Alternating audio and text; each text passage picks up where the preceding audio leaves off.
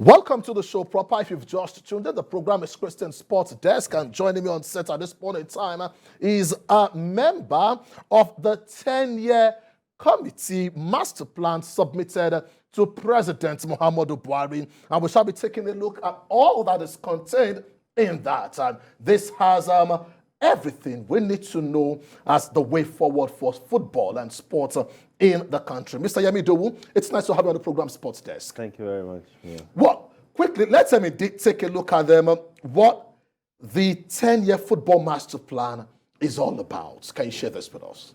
Yeah, in a nutshell, the master plan more or less gives us an architectural view of what we intend to achieve within a 10-year period. And it also gives us a roadmap of what we can do in the short term and in the medium term.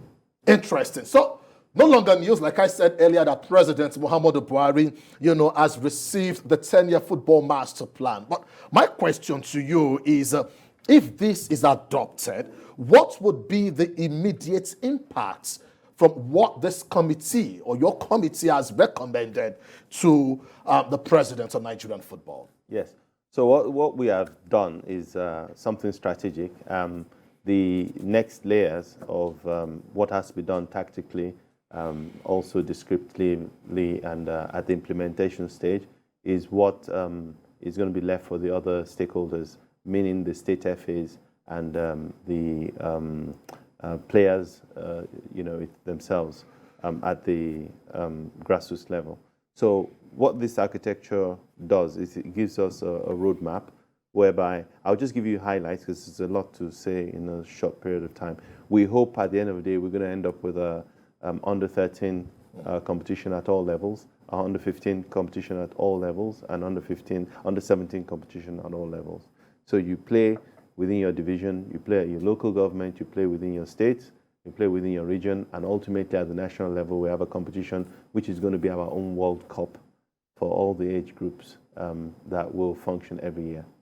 Interesting. This looks like a master plan where in a country like Jamaica, small as Jamaica, how they take grassroots athletics seriously. Yeah. And today we've been able to see the likes of Shelley and Fraser-Price, the likes of Usain Bolt produced by a country like this. But by and large, you are someone who is passionate and concerned about development of football in this part of the world.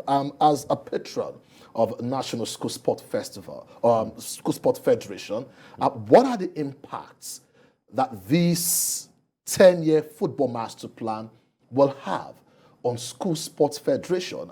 We know that across the globe, we have what we call education and sports, most especially, in developed countries. What impacts will this have? This is now a game changer for us, and I'm so happy, and not just myself, but my colleagues are very happy that we've been able to get this achieved. One of the things that the master plan allowed us was that the government gave an opportunity for all stakeholders on a neutral playing field to come together to say what we like. And all the things we all agree on, and the common themed items that we all agree on is what is inside here. So for the first time, the schools now have a roadmap on how they can integrate school sports straight into the competitive side of the sport. Now, you mentioned about Jamaica and Usain Bolt and Shelley and Fraser. These are inspirational figures for their sport.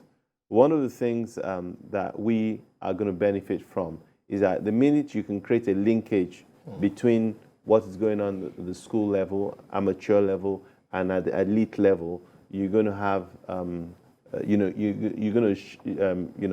provide inspiration for children to understand that if I do this right, this is where I'm going to end up. At the moment now, we have a kind of a top-down strategy, and there's too much focus on elite football and not enough at the base. But now, this is something where we're going to be looking at the base, the bottom part of the pyramid, and we'll focus there, and hopefully this will lead to people emerging at the top and the elite level of football. Well, this is massive. But then, let's take a look at what the biggest plan when it comes to Nigerian football would mean if we take a look at these issues holistically. We've seen situations whereby we invest so much, in football at the highest level. Recently, we've seen Nigerians, administrators go to beg those who probably never had the interest of playing for Nigeria, go to beg them, come don the national team jersey. Some of them will tell you no openly, and then also go on social media, say no. But if we're meant to go back years ago, the likes of Erin Wosu is a product of school sports, St. Finbarrs, played for the under-20 from, St. Finbarrs. He went straight, to the youth setup, Stephen Okechukwu and the likes. And it seems the system does not probably believe in that anymore. Today, what we see, what we attend to, what we believe in is what is made outside the shores of Nigeria. How much damage could this mean to the youths in Nigeria and the confidence level of realistic developmental plans in this country? Yeah, I'll answer your question using analogies and approaching it from 3 different ways. First of all, I think maybe allow me to change the word investment to spend. Okay. Nigeria did not invest. They spent money. Okay, they spent money. Yeah. So, and you only harvest what you sow. So this idea of not investing in the grassroots and then going to spend lots of money on a national team or a national team program where you go to other countries and try to persuade, British, German, Dutch individuals of Nigerian origin, where their own country has invested in them, and then you persuade them and beg them to go and play for Nigeria, has not yielded the result we want. And it makes the youth and the young people very sad that they were not given the same opportunities that these people have. So what this master plan does is it gives the opportunity for young people to have opportunity through all these programs to showcase their talent. And the system where the NFF, I would say the NFF is encouraged to only pursue elite sports will change. Because also you cannot blame the NFF. If you insist on I want result immediately, then they have to do the same thing. You can't expect an NFF president to go and say I'm investing in the grassroots, and when the results will come in 5 years' time, by that time you've chased him out. So he's going to basically invest in what is going to give him money now. So you have to look at 2 sides. Now, finally, what is the impact of this? We've missed out on the World Cup. We can sit down and do nothing or react. And this is a reaction that, okay, we've tried one side, and this is an ideology that needs to be amended, because the impact is this. Because we didn't qualify for the World Cup, the next qualification for World Cup, Nigeria will not be seeded. If we're not seeded, our ability to qualify even becomes more difficult. Limited. So apart from the fact we didn't qualify, there's so many more consequences which we're not seeing now, and we have to step in and intervene. What Ministry of Sports have done and what the government has done is what any normal business would do, and that is to intervene very quickly to put down a plan, not just for what is happening now, but for future generations to come. And the mistake, and I just want to add one thing, a responsible person doesn't look at what is there for him now. He thinks of the people that are coming later on. Generations, yeah. So, generations. So this is responsible. Interesting. But are you worried, as the vice chairman, of this committee, are you worried that these could probably go down the drain as some of reports that have been put together, plans that have been put together in the past to restructure sports in Nigeria, which never yielded anything? Are you worried? Are you disturbed? This is where the beautiful thing about this report, lessons have been learned about what happened in the past. So when this report was being done, we did a literature review of all the previous reports, At the same time, all the stakeholders were asked to contribute. And when the report came out, it went through the Nigerian Institute of Sports, to the Ministry of Sports, to the presidency. So what we did on that day was not a submission, but it was the president accepting and giving the go-ahead that we go and implement. No other report has gone that far in Nigerian history. And no other report has the kind of joint collaboration as we have here, because Nigerian Football Federation, Nigerian Olympic Committee, they're all part of this. And so I think at the end of the day, we all agree, and anybody you talk to, that we need to have our own local competitions functioning again. Interesting. Well, if you've just tuned in, you're watching the program Sports Desk on TVC, and in the studio I have one man who is interested, so much passionate with development of football, and interestingly, he's also a member of the Reforms Committee, bringing a 10-year football master plan that was received by President Muhammadu Buhari, the #1 citizen in the country. If you want to continue with the Georgia session and you're watching on TVC Entertainment, you can join us on other platforms. Anywhere you are across the globe, you can follow us on YouTube Live, TVC News Live, and then enjoy the show. You can also join us on Channel 418 on DSTV, Gold TV, Star Times is also there, and you can indeed continue with the Georgia session. TVC Sports Desk.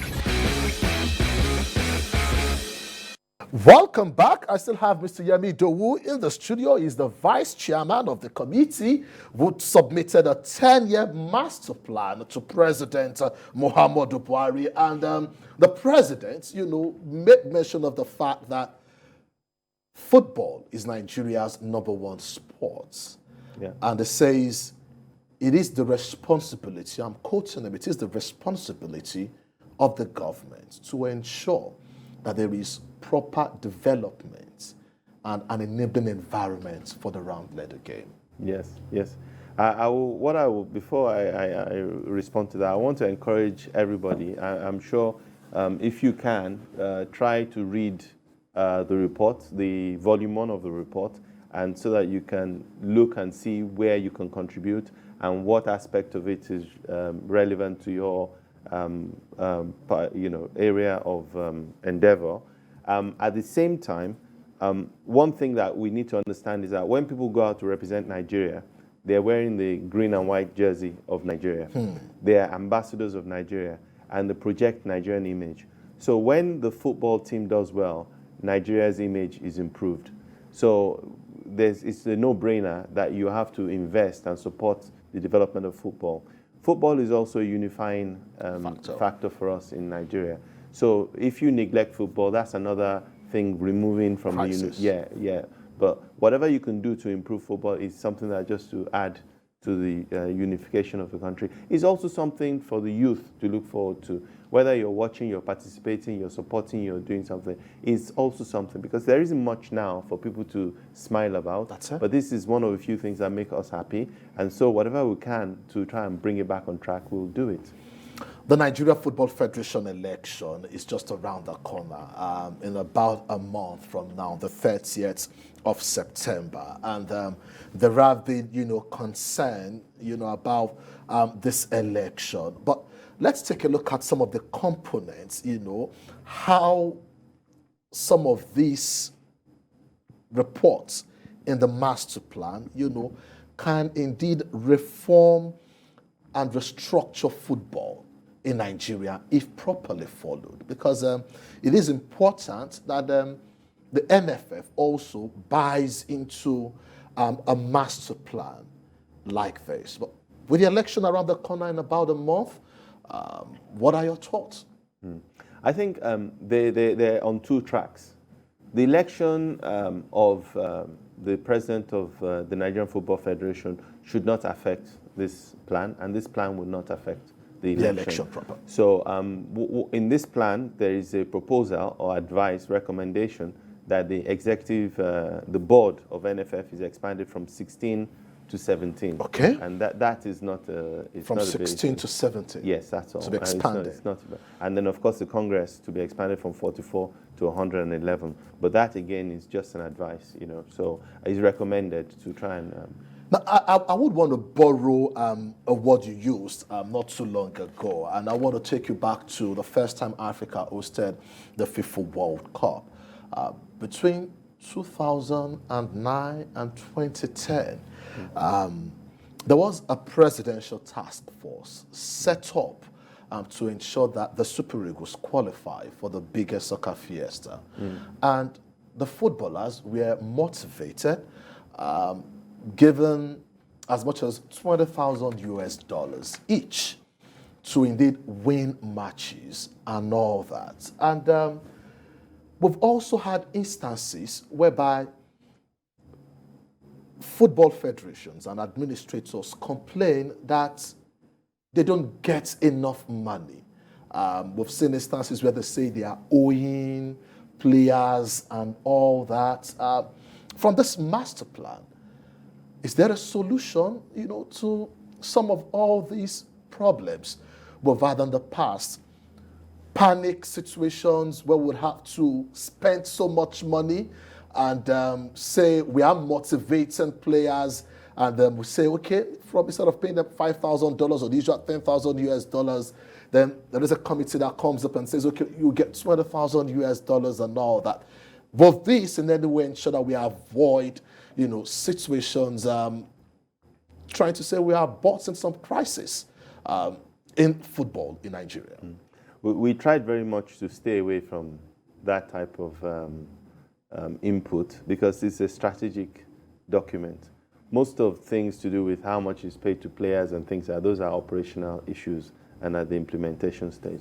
But one thing that there is that if you follow the strategy, what will happen is that you will have competition for places, you'll have better quality managers coming in, you'll have administrators with integrity coming, proven integrity coming in, and the outcome will be that you have less default on payment promises. You'll have less of a need to incentivize people with money. People are more likely to love to play for their country, and they will be encouraged to play for their country. And of course, they'll be given financial inducement, but not to the point where it's mercenary. Interesting. On a final note, before I let you go, what are your thoughts, on sports in the last couple of months in the calendar year 2022, coming from the Commonwealth Games, where the women were awesome, winning 12 gold medals. Asisa Toshola also winning the African Woman Footballer of the Year award for a record, 5th time. What's your take on the average Nigerian woman? Yeah. I think there are two things I want to take from this. We must recognize that these successes you see is as a result of the hard work by many, many people who have supported these women to get to where they are. And I'll be very grateful if there's a way to shine a light on all the people in the background, the coaches, the administrators, civil servants, even though people don't like to say it, from Ministry of Sports, very and important. the Athletics Federation, and all the people who have supported these women to get to where they are. Secondly, the children and the young people, when you talk about inspiration, this is something that we should build upon going forward. In the Commonwealth Games, while Nigerians were packing up for 2022 Games, other countries were announcing their 2026 plans. That's it. Already, immediately after Commonwealth, they were launching their 2026 plan. We were just, everybody's happy. But people were planning Australia, Kenya, everybody was, they had their 2026 plan. So, and that is the lesson for us. If you want to repeat or do better than that, your 2026 plan should be in place. Your 2024 plan should be in place. So that is what I'll round upon. Mr. Yemi Idowu, the Vice Chairman, and that's